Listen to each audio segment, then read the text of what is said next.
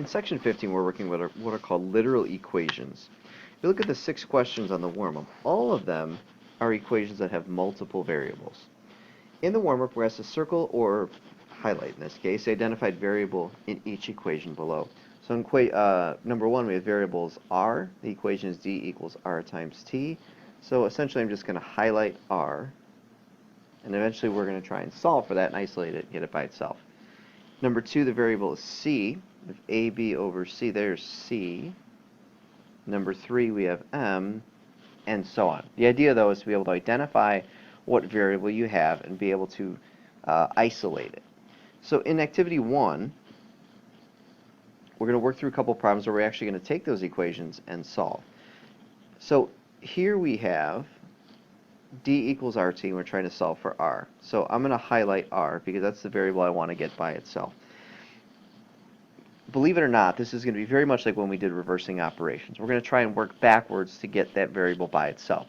The challenge, though, is now we have variables that we have to move.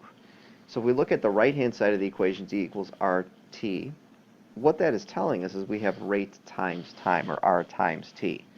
To reverse the t, because that's what we have to get rid of, we're going to divide both sides by t. Again, if I divide on the right, I've got to divide on the left. So when I divide on the right-hand side, the t's cancel out, and I'm left with d over t equals r. And at this point, our variable is by itself, so we have solved for r, and it's d over t. In Model 2, this one's a little bit more challenging to deal with. Again, we're looking for the c variable. I'll highlight that guy right here. The challenge with this one is that the c is in the denominator. So to do this, what I'm going to do is I'm going to cross multiply. So I'm going to take c and I'm going to multiply it by de. And I'm going to take ab times f. What I've done is I've gotten rid of the denominator, which helps me out tremendously because it makes the problem a little bit easier to work with. But I still haven't solved for c. I still have some other things I need to move. So if I'm looking at the left-hand side of the equation, I have c times d times e, which tells me I have a d and an e that need to go away. So to do that, again, it's all multiplication. I'm going to divide by de. And those cancel out on the left-hand side. And on the right-hand side, I have abf divided by de. And c is by itself. We're done. On the third question, we have k equals 1/2 mv squared, and we're trying to solve for m. So just like we did before, I'm going to highlight that m.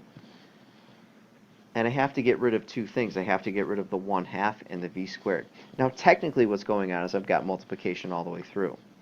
But to reverse the 1/2, I'm actually not going to divide by 1/2. I'm going to do something a little bit different. I'm actually going to multiply by the reciprocal of 1/2. And the reciprocal of 1/2 would be 2 over 1. What that will do will cancel out the 2 and the 1, and we'll be left essentially a 1. On the other side, I need to do the same thing, and I'm just going to call this a 2 on the left-hand side because, well, that's what it is. So when I do that, I end up with 2k equals, again, the 1/2 and the 2 cancel, mv squared. So I'm going to highlight the m, and again, I don't have m by itself yet. I've got to get rid of that v squared. Because those are being multiplied, I'm going to divide through by v squared on the right and on the left. So 2k over v squared equals m. M is by itself, so we're done. And let's do one more here. Let's pick. Let's go with number 6. Number 6, we have r equals cs over d. We're going to highlight c because that's the variable we're trying to solve for. There's a number of ways we can do this. I'm going to revisit what we did, though, in number 2. I really like that question there, because we can cross multiply to solve that. I can't quite do that in number 6 yet, but I can modify it to make it work. And the way I'm going to do that is on the left-hand side, I'm going to introduce a fraction that wasn't there, or not visibly there, r over 1. Now I can cross multiply to solve. So r times d would be rd, and 1 times CS would be CS. So again, I want to highlight C.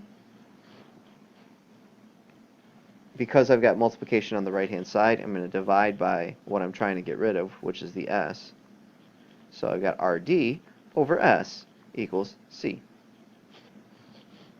Alright, so that's what we do when it's just multiplication and division, but it gets a little bit more complicated than that. So let's take a look at what happens when we have multi-step equations, multiple things we've got to do. In Model 1 here we have solve for t equals m minus n for the variable n. So I'm going to go ahead and highlight that. I'm going to show you two approaches we can do with this question. Now one is to just move everything over right away.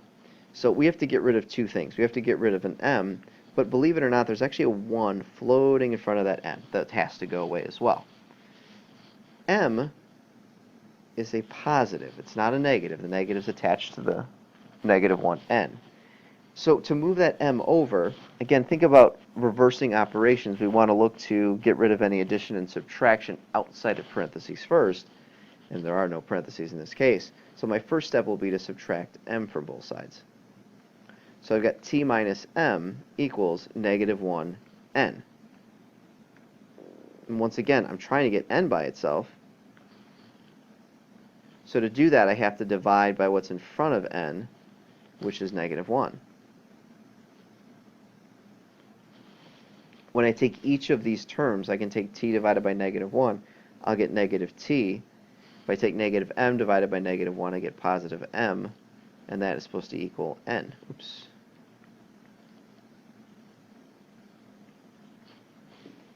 So I think that's the tough way to do it. Here's another way we can do this.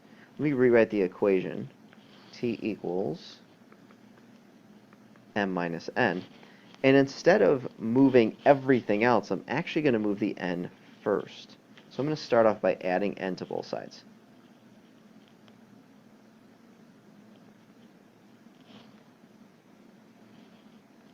Again, I'm going to highlight n. And now to solve this, I want to get rid of that t, which is a positive, so I'm going to subtract t from both sides. And believe it or not, I get something that's equivalent to what I have up here. So we got negative t plus m. That's the same thing as m minus t. A different approach on how to do it. Didn't involve any division. It just involved moving one variable over and then bringing everything else. So in this question here, we have solved for c equals 5/9 f minus 32. You may recognize that as the formula for calculating the degrees Celsius given degrees Fahrenheit. And if you didn't, okay. So we're going to solve for f. I'm going to highlight that first. If I can grab my highlighter, there we go. F there. And I need to get rid of the 5/9. So just like we did on activity 1, when we had that 1/2 and we wanted to get rid of it, we're going to multiply by the reciprocal. The reciprocal of 5/9 is 9 over 5.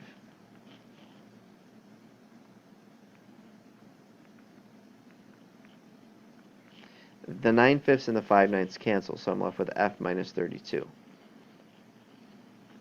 So again, f is what I'm looking for. I need to move the 32 over, so I'm going to add 32 to both sides.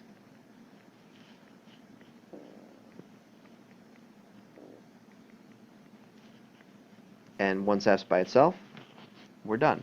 What you don't want to do in this case is distribute 5/9 to the f into the 32. 5/9 times 32 is definitely not a nice number. It's not a nice fraction, so I want to try to avoid that if I possibly can. So this is just a sampling of the different types of problems that you're going to see with literal equations. Again, sometimes you're going to want to set it up as a fraction so that you can cross multiply. But when it's multi-step, follow that reversing operations that we did with linear equations.